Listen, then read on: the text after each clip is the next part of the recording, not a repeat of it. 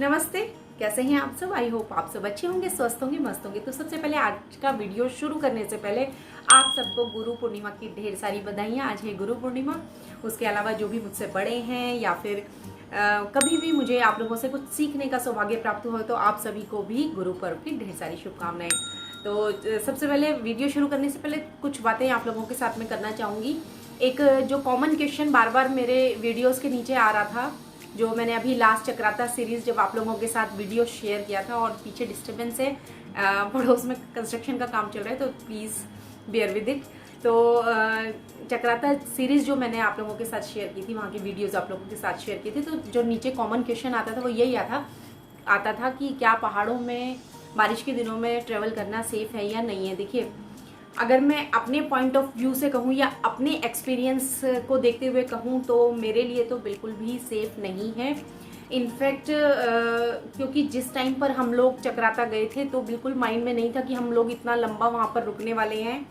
इस तैयारी के साथ हम लोग नहीं गए थे, हम 1-2 दिन के लिए गए थे। हुआ क्या था, एक बार मैं जल्दी से आप लोगों को बताती हूँ, फिर मैं बताऊंगी कि पहाड़ों पर जाना क्यों सेफ नहीं है या किस तरीके से आप अपना ट्रैवल प्लान कर सकते हैं अगर आपको पहाड़ों पे जाना भी है तो हम लोग क्या था, देहरादून थे और हम लोगों की एनिवर्सरी आने वाली थी 2 दिन बाद। तो हम लोग बस तैयारी कर रहे थे मसूरी जाने की, और शायद 29 तारीख थी, 29 जून की ये बात है। हम लोगों ने बिल्कुल अपनी पैकिंग कर ली थी और हम लोग निकलने वाले थे मसूरी के लिए। और उसी समय मेरे फादर का फोन आता है और वो बोलते हैं, why don't you go to Chakrata this time and explore a new place. तो मुझे लगा कि शुरू में मैं थोड़ा सा हेजिडेंट थी कि नई जगह बच्चों के साथ, पता नहीं कि अभी कैसा वहाँ पर माहौल होगा, कभी हम लोग गए नहीं है, किस तरीके की फैसिलिटीज़ वहाँ पर हमें मिलेंगी, होटल्स में क्या फैसिलिटीज़ हैं या किस तरीके के होटल्स कहीं बुक्ड ना हो, सारी चीज़ें। तो बहुत सारी ना एक मन में ये सब चीज़ें चलनी स्टार्ट हो गई थी। फिर एक तरफ मन कह रहा था नहीं क्यों ना सच में वो ठीक ही कह रहे हैं, क्यों ना एक नई जगह इस बार एक्सप्लोर की जाए। मसूरी तो पता नहीं कितनी बार हम लोग आए हैं। तो बस ये हाँ ना की स्थिति चल रही थी। और उसके बाद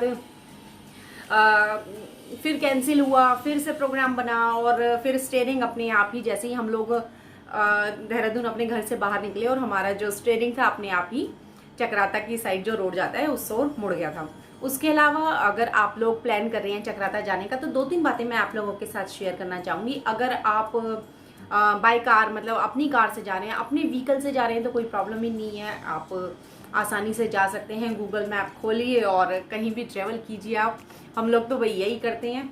और उसके अलावा अगर देहरादून से आप आएंगे तो देहरादून ही है जो उसका एक कह सकते हैं नियरेस्ट रेलवे स्टेशन भी है चक्राता के लिए, और नियरेस्ट एयरपोर्ट भी देहरादून में ही है। और उसके बाद आप वहाँ आए और एयरपोर्ट या रेलवे स्टेशन या बस अड्डे, जहाँ से जिस भी आप मोड से ट्रेवल कर रहे हैं, आप आइए और उसके बाद आगे के लिए आप टैक्सी हायर कर सकते हैं। और उसके अलावा एक और चीज़ है कि आजकल तो आप रेंट पर भी कार ले सकते हैं।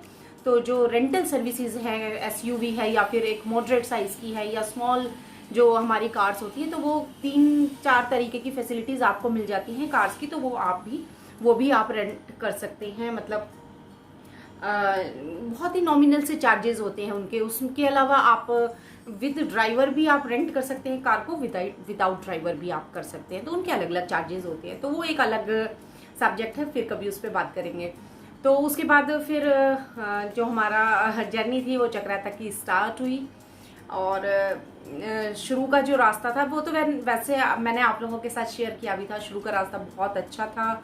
मतलब हमने क्या किया, देहरादून से जैसे हमने राजपुर रोड लिया और वहाँ से हम दून वैली की साइड जो हमारा रोड जाता है उस पर आ गए थे। फिर उससे आगे से लकुई, और फिर धीरे धीरे और आगे बढ़ते रहे। बहुत अच्छा रास्ता था दोनों तरफ। कभी गांव आ रहे थे, कभी शहर आ रहे थे, कभी कस्बे आ रहे थे, कभी जंगल भी आ रहा था। तो इस तरीके से हम लोगों ने वो बहुत ही खूबसूरत रास्ता हमने पार किया।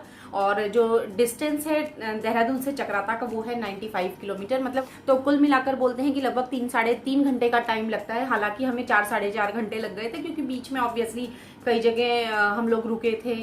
थोड़ा सा कई जगह हमें ट्रैफिक भी मिला था, तो इस तरीके से बीच में रुकते रुकाते लगभग 4-4.5 घंटे हम लोगों को लग गए थे। तो मैं बात कर रही थी रास्ते की। तो जो रास्ता था शुरू का बहुत अच्छा था, बहुत पीसफुल भी था। और जैसे जैसे हम आगे बढ़े और उसके बाद जैसे ही हम लोगों ने सहिया क्रॉस किया। उसके बाद रास्ता बहुत ख़राब हो गया था, जो चढ़ाई थी वो भी कहते हैं एकदम बहुत ज़्यादा एलिवेटेड थी, रोड्स बहुत ज़्यादा कर्वी थे। और बीच में अगर आप लोगों ने मेरा वो वीडियो देखा है जिसमें मैंने अपना ये पूरा टूर आप लोगों के साथ शेयर किया था, मतलब अपना जो रोड ट्रिप शेयर किया था आप लोगों के साथ देहरादून से चक्राता का, तो एक जगह मैं रुकी थी और मैंने स्प्रिंग वाटर पिया था, नेचुरल वाटर वहाँ से आ रहा था पहाड़ों से, और अच्छे से बाकायदा हमने 10-15 मिनट वहाँ पे बिताए थे। तब मैंने आपको एक पहाड़ दिखाए थे कि देखिए पहाड़ किस तरीके से बैंड हो रखे हैं और बिल्कुल नीचे गिरने वाले इस तरीके से थे। वैसे हालांकि गवर्नमेंट की ओर से बहुत अच्छी वहाँ पर फैसिलिटीज़ की गई हैं, पूरा बैंड वगैरह जो हो रखा था पहाड़ उसको रोकने के लिए एक पूरी सेफ्टी वॉल बनाई गई थी गवर्नमेंट की तरफ से। और वहाँ पे बाकायदा 24 घंटे के लिए जो क्रेन वगैरह हैं वो हर टाइम खड़ी ही रहती हैं, अगर किसी तरीके का मलबा ऊपर से आ भी जाता है तो बहुत खूबसूरत जगह। हम लोगों का बहुत मन लगा वहाँ पे रुकने के लिए, 10-15 मिनट ही हम लोग रुके क्योंकि फिर आगे के लिए हम लोग लेट हो रहे थे। पानी वानी पिया हमने और उसके बाद इस जगह से मुझे नहीं पता था कि आते टाइम इस जगह से मेरा जो सामना है वो एक बिल्कुल नए अंदाज में, एक नए रूप में होगा। और हुआ क्या था वो मैं आपको नेक्स्ट वीडियो में ही शेयर कर पाऊंगी क्योंकि अभी तो वीडियो बहुत बड़ा हो जाएगा। तो फिलहाल अभी जाने की जर्नी मैं आप लोगों के साथ शेयर कर रही हूँ। मैं आई हुई हूँ, हमें कई दिन हो गए, मैं कोशिश कर रही थी कि आप लोगों से मैं रूबरू हो पाऊँ, पर कुछ ऐसे यहाँ पर अपने कमिटमेंट्स थे, दिल्ली आने के बाद ऐसे काम पेंडिंग थे, बस वो पूरा करने में समय लग गया और आज मुझे आप लोगों से मिलने का मौका मिल पाया।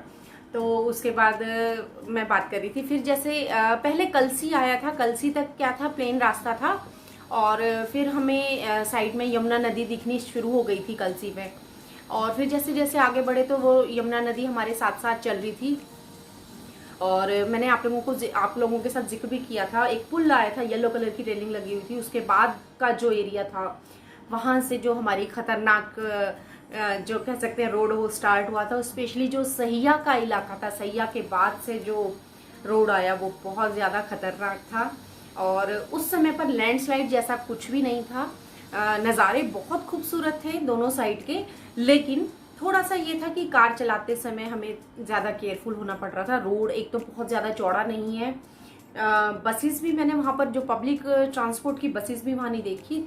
जो रोड था वो बहुत ज़्यादा चौड़ा नहीं था लेकिन सेफ था, ऐसे नहीं कह सकते क्योंकि जो पहाड़ हैं ऑब्वियसली हम लोग खुद अपनी कार से हम लोग मनाली, भुंतर वगैरह इस साइड काफ़ी बार गए हैं, शिमला हम लोग काफ़ी बार गए हैं, इवन वैष्णो देवी भी गए हुए हैं। तो बहुत सारे हमने ट्रिप्स हैं जो अपनी कार से किए हैं, तो हमें एज सच कोई बहुत ज़्यादा डेंजरस नहीं लगा ये रोड। बट ऐसा लग रहा था कि जो रास्ते हैं वो बहुत ज़्यादा पुराने नहीं हैं, जो पहाड़ है उनकी जो कटिंग है वो बहुत ज़्यादा पुरानी नहीं है। कई जगह पर जो पहाड़ हैं बिल्कुल नए हमें लग रहे थे कि यहाँ से बिल्कुल अभी फ्रेश कटिंग हुई है पहाड़ों की और शायद रोड छोड़ा हुआ होगा। तो रास्ता ठीक था, जितना इतना तो थोड़ा सा है ही कि भाई जो प्लेन्स में चलने वाले लोग हैं थोड़ा सा अगर समझदारी से अगर कार चलाएं, पहाड़ों पे जाने के बाद अपनी लेन में चलें, थोड़ा सा जो कर्व्स आते हैं वहाँ पे हॉर्न दें तो हमारा जो ट्रेवल है वो आसान हो जाता है। अच्छा, एक कमेंट और मुझे आया था कि अगर सामने से कार आ जाए और रोड नैरो है तो क्या करें। देखिए हमने तो अपने एक्सपीरियंस से यही सीखा है कि जो फर्स्ट प्रायोरिटी दी जाती है वो दी जाती है कि जो पहाड़ पर ऊपर चढ़ रहा है उसको पहले प्रायोरिटी देनी चाहिए, उसको रास्ता पहले देना चाहिए। उसके अलावा कई बार म्यूचुअल भी हो जाता है, हो सकता है कि जो ऊपर चढ़ रहा है उसके पास थोड़ा सा बैक करने के पास वहाँ पे रोड चौड़ा हो तो वो थोड़ा बैक करके खड़ा हो सकता है और हम लोगों को, या हम लोग अगर नीचे से आ रहे हैं ऊपर चढ़ रहे हैं तो हम लोगों को पहले जाने का मौका मिल जाए, या कोई और आ रहा है उसको पहले जाने का मौका मिल जाए, तो वो थोड़ी सी म्यूचुअल अंडरस्टैंडिंग होती है। तो ये एक तरीके की ऐसी नॉलेज है जो कहीं नहीं सिखाई जाती, ना पढ़ाई जाती है, ये हमें अपनी खुद की समझदारी और खुद की एक्सपीरियंस से ही करना पड़ता है।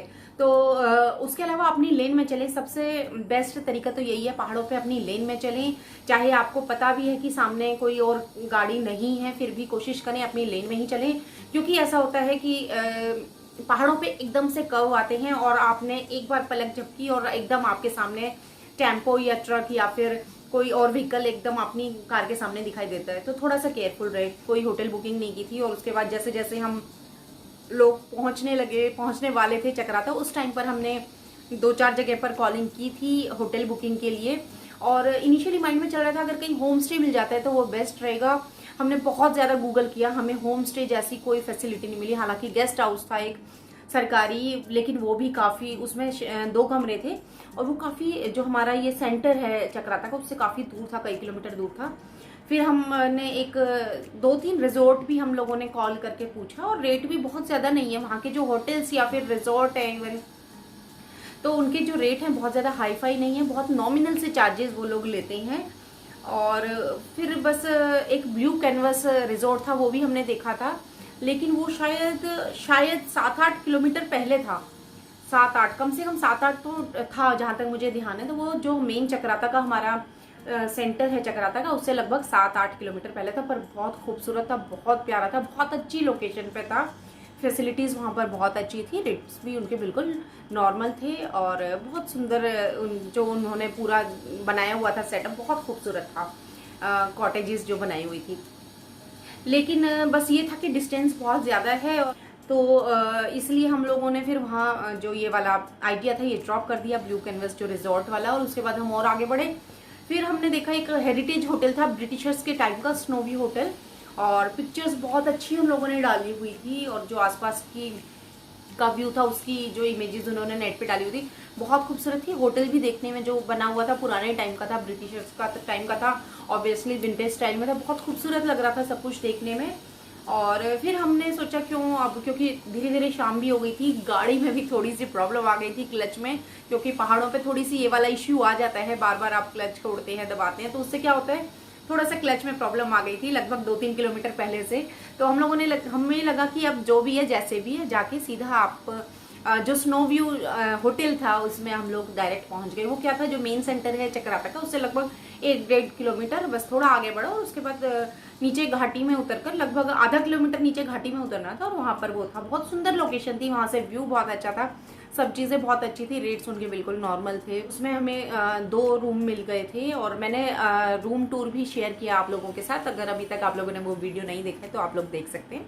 जो वहाँ की किचन थी वो मैंने देखी जाने के बाद, तो किचन में वेज और नॉन वेज खाना बनने लग रहा था। वैसे उन्होंने बोला कि वो थोड़ा सा ध्यान रखते हैं इस चीज़ का कि अलग अलग पकाएं, पर थोड़ा सा वहम हो जाता है हम लोगों को और अपनी आंखों से देखने के बाद ज़्यादा हो जाता है। बाकी वहाँ के जो लोग थे बहुत ज़्यादा हॉस्पिटैलिटी थी उनके अंदर, इवन जो होटल का स्टाफ था वो भी बहुत अच्छा था। और फिर हम लोगों ने जैसे तैसे, मतलब वो एक रात तो हम लोगों ने निकाली का रीज़न ये है क्योंकि वहाँ पे इंटरनेट की फैसिलिटी बिल्कुल भी अच्छी नहीं थी। इवन हमारा जो होटल की तरफ से आ रहा था बहुत कम आ रहा था उस टाइम पर, शायद हो सकता है बारिश का सीज़न था, ये भी एक कारण हो सकता है उस समय पर। और उसके अलावा जो हमारा अपना मोबाइल डेटा था वो तो बिल्कुल नहीं चल रहा था हमारे रूम से। बच्चों की क्लासेस भी ऑनलाइन थी, मैं भी जो वीडियोज़ अपलोड करने थे ऑब्वियसली इंटरनेट चाहिए ही था, तो ये बहुत बड़ा इश्यू था। तो एक तो खाने का हो गया इश्यू हमारे साथ, दूसरा हमारे साथ इंटरनेट का इश्यू हो गया, और तीसरा ये था कि जो मार्केट थी, अगर बच्चों के लिए कुछ स्नैक्स चाहिए, कुछ फ्रूट्स चाहिए, सैलड, कुछ भी चीज़ ऐसी चाहिए, तो मार्केट वहाँ से काफ़ी दूर थी, लगभग 1-1.5-2 किलोमीटर दूर थी। तो थोड़ा सा ये भी एक इश्यू हो गया था। तो सुबह उठने के बाद हम लोगों ने मतलब बात भी नहीं लिया और बस रात को ही मैंने फिर ज़्यादा अनपैकिंग नहीं की और सुबह फटाफट जो थोड़ी बहुत अनपैकिंग की थी उसे भी पैक किया और बस हम लोग वहाँ से अपने अपने बैग्स उठाकर बिल्कुल अर्ली मॉर्निंग वहाँ से हम लोग निकल गए थे। और उसके बाद हमने नहीं सोचा कि हम लोग आगे क्या करेंगे, कहाँ रुकेंगे। ये था कि कुछ मिलता है तो ठीक है, नहीं तो हम लोग वापस देहरादून या फिर मसूरी चले जाएंगे। और फिर जैसे ही हम मार्केट में वापस आए कि ब्रेकफास्ट करने के लिए, तो जो नीटू भैया की शॉप है वहाँ पर हम लोग आ गए थे और उन्होंने हमें बोला कि आप मार्केट में भी रुक सकते हो, यहाँ पर भी काफ़ी होटल्स हैं अच्छे अच्छे। और उसके अलावा मैंने कहा कि वो तो हम रुक जाएंगे, पर जैसा मैंने देखा है अभी चक्राता में तो वहाँ पे तो बहुत ज़्यादा नॉन वेज बहुत मिल रहा था और वेजिटेरियन फूड की कमी है। तो उन्होंने कहा अगर वैसे ऐसा है नहीं, बहुत ज़्यादा इन चीज़ों का ध्यान रखा जाता है, लेकिन अगर आपको ऐसा लग रहा है तो मैं आपके लिए अपने घर से खाना बनवा के दे सकता हूँ बिल्कुल नॉमिनल चार्जेस पे। तो उससे अच्छा क्या होगा, तो उसके बाद हम लोगों ने वहीं पे सामान रखा, मतलब सामान तो हमने अपना कार में ही छोड़ रखा था, पार्किंग में हमारी कार खड़ी थी। तो वहाँ पे हम लोगों ने अपना जो थोड़ा बहुत सामान हम लोग हाथ में लेके आए थे उनकी शॉप पे ही छोड़ा, और हम लोग मार्केट में होटल ढूंढने के लिए निकल पड़े हैं। फिर ऐसे ही ढूंढते ढूंढते हम लोग आशियाना होटल पहुंचे, और वहाँ पे एक्चुअली बोर्ड भी लगा हुआ था स्नो व्यू होटल का भी, जहाँ से हम लोग आए थे अभी। तो फिर बाद में उन्होंने भैया ने बताया, जो डब्बू भैया भी आप मेरे वीडियो में आगे देखोगे, उन्होंने बताया कि नहीं नहीं, ये यहाँ पर सिर्फ बुकिंग होती है स्नो व्यू के लिए। जो लोग मतलब नेचर के बीच रहना पसंद करते हैं, मार्केट अवॉइड करते हैं, तो उनको हम वहाँ स्नो व्यू भेज देते हैं, अदरवाइज मार्केट के लिए। फिर यहाँ पर ये 2 फ्लोर का ये एक होटल है आशियाना। लकीली हमको जो ग्राउंड फ्लोर है उसी पे एक 2 रूम सेट हम लोगों को मिल गया था। थोड़ा सा उस टाइम साफ नहीं था, फिर बाद में हमने सफाई कराई ऑब्वियसली, क्योंकि लॉकडाउन खुलते ही हम लोग वहाँ पहुँच गए थे। हमसे पहले कोई और क्लाइंट वहाँ नहीं रुक कर गए थे, कोई और गेस्ट वहाँ नहीं रुके थे लॉकडाउन के बाद से। तो उनसे साफ सफाई कराई हमने। मैंने कहा जितनी आप कर सकते हो भैया आप कर दो, बाकी तो मुझे करनी है।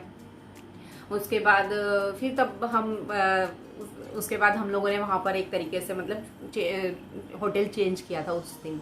तो ये 30 तारीख की ही बातें हैं सारी, और उसके बाद की तो सारी बातें आप लोगों के साथ मैंने शेयर की। हम कहाँ कहाँ घूमने गए, कैसे कैसे वहाँ के लोगों से हम मिले, लोकल लोगों से इस बार इतना ज़्यादा मिले हैं। और जिन राइटर की मैं बात कर रही थी उनसे हम लोग 2 दिन मिले, और टीकाराम शाह जी उनका नाम है, और उनकी बुक है जौनसार बावर जो क्षेत्र है उसके ऊपर उन्होंने बुक लिखी है। और उनको मैंने बताया आपको भारत सरकार की ओर से पुरस्कृत भी किया जा चुका है उनको इस किताब को लिखने के लिए। और उनकी एक नई किताब और आ रही है, हरिपुर से हरिद्वार। हरिपुर यानी जो कलसी है हमारा, और हरिपुर से हरिद्वार, और जल्दी ही वो बुक भी आने वाली है। तो जो उनकी बुक का लिंक है वो मैं नीचे डिस्क्रिप्शन बॉक्स में दे दूंगी।